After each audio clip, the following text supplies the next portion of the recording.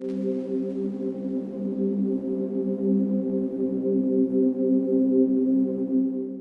don't have to you dream big straight away. Just try to get the nuts and bolts of your business going.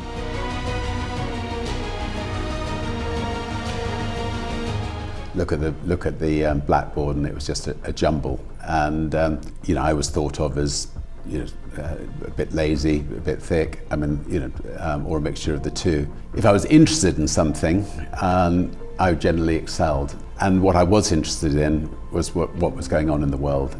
So the Vietnamese War was going on. There was a general sort of 60s sort of uprising of students taking place. And so I decided to start a magazine to campaign against things that I thought were wrong in the world, in particular the Vietnamese. It's very fortunate because we've gone into so many different sectors, so many different businesses. We've been a Virgin, in all of these different sectors. Slip Disc Airlines sector is if we felt it was being badly run by other people. So the reason we went into trains was the government were running trains. British Rail was dilapidated trains, a miserable service, and we just felt, we could go in, we could get fantastic new rail stock, we could motivate the staff, and we could make a big difference. There's no point in us going into something unless we can really shake up an industry, make a major difference, unless it's going to enhance the Virgin brand. If there's any danger of it damaging the brand in any way, even if it's going to make us a lot of money, cigarette companies or something like that, we wouldn't do it. And because life's short, we want to enjoy the experience. So we're not. Very rarely have I actually sat down and thought, can we make a lot of money by going into this industry? Almost all our new ventures have come about from, if you go right back to the beginning, Vietnam War, let's edit a magazine to try to have young people campaigning to stop the war, and let's give young people a voice. The actual business aspect of it, the paying the bills, we had to sort that one out later and hopefully sell enough magazines and learn about the printing and the paper manufacturing, but that wasn't our principal interest. Almost every venture we've gone into, we've seen a gap in the market. Really, there's only one thing that matters, and that's survival. And I think if you're starting a business from scratch and you haven't got any financial backing, you just got to survive. If you don't survive, you can't make a difference in the world. You can't employ people. You can't build your business. So I think for a number of years, you shouldn't be worried too much about sorting out the world's problems.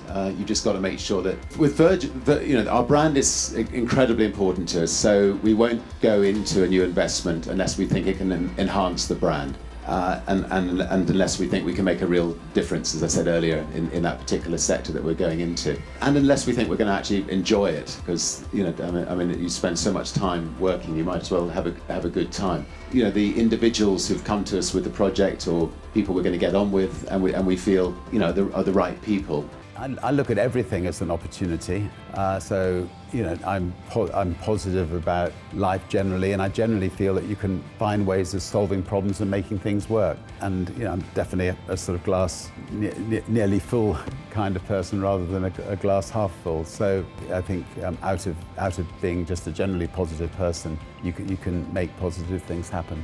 So if I come up with an idea for a new business, I don't bring in accounting firms to cost analyze it, because one accounting firm will say it's a good idea, another accounting firm will say it's a bad idea. So if I for instance had brought in an accounting firm to say, will Virgin Atlantic work when we started the airline, I'm sure they would have said no way. But what I knew was if I could create the kind of airline I'd want to fly on that was exceptionally better than any other airline flying, that it was likely that more money would come in the year than go, and I'd have money left over at the end of the year. Really, in the end, it's down to individuals. What I would say is that I think, I would encourage companies to work really hard towards getting a sort of 50-50, women on their board, even to the extent of encouraging politicians to actually change laws to force a situation where there's 50% women on boards, because in countries where they've done it, like Norway and Sweden, in Scandinavian countries, the companies seem to have benefited from it. But anyway, in the meantime, all of us who own companies must try to increase the size of our boards just to try to make sure that we get more women on this. To me, me, I've spent a lifetime creating things that hopefully I think can make a difference to other people's lives. Genuinely have never set about to sort of think of myself as a businessman. If I lost it all, I'm sure I'd want to carry on creating. Most of my time is now spent creating not-for-profit ventures like the Elders or the Carbon War Room or Centre for Disease Control or trying to protect species, and that's where I get my main. There is a very, very thin dividing line between success and failure. Most people who set up in business without financial backing, they fail at some times in their lives. And I've only just stayed at the right side of that dividing line. For instance, just after we had a record company, I was fed up flying on other people's airlines. I felt that the experience of flying on other people's airlines was an unpleasant one, and I decided to set up an airline. Our bank went into complete panic attack, and when I came back from doing the inaugural flight of Virgin Atlantic's very, very first flight from London to New York, I came back to find the bank manager sitting on my doorstep and informing me that they were going to close Virgin down on the Monday, and this was the Friday, and that I had 2 days to effectively pay them off the monies that they'd loaned us. And I remember pushing the bank manager out of my house, telling him he wasn't welcome, which is a dangerous thing to do to your bank manager, and then spending the weekend ringing around the world to all of the distributors of our music, asking if they could give us a temporary loan to get us through the following week, which they were good enough to do. But there are some entrepreneurs who are just good at starting things, and then they need good managers to actually.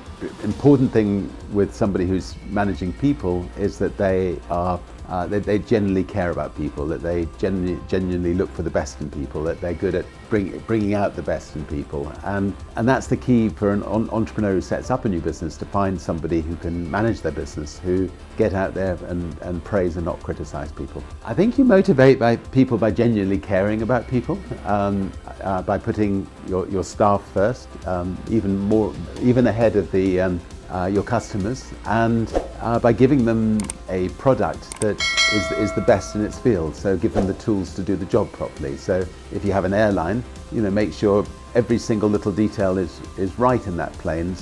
All the things that can happen. You just got to make sure that you are the best airline flying in the world.